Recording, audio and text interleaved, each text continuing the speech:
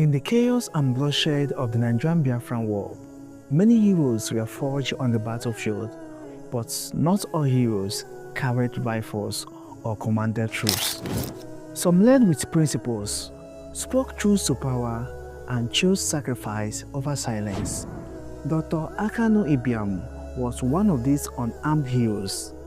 Born in 1906 in Afikpo, in what is now Ebonyi State, Akanu Ibiam was the first Igbo man to qualify as a medical doctor. He studied at the University of St. Andrews in Scotland and then returned to Nigeria and dedicated his life to both medicine and Christian service. He was the governor of Eastern Nigeria from 1960 till January 1966.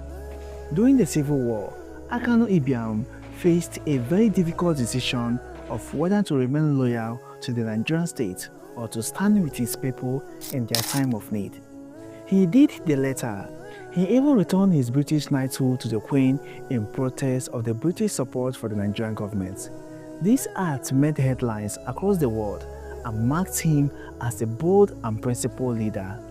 His rejection of British honors was not just a political statement, it was a spiritual and ethical act, a choice to stand with justice rather than remain silent in the face of genocide. When Biafra surrendered in 1970 and was reintegrated into Nigeria, Akanu Ibiam did not return to political office.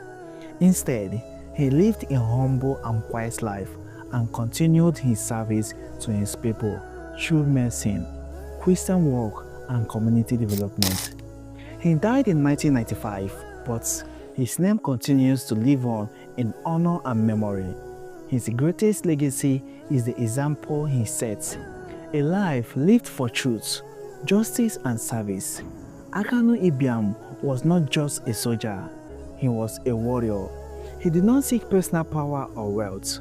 He stood for dignity, peace, and human rights in a time when many chose silence or submission.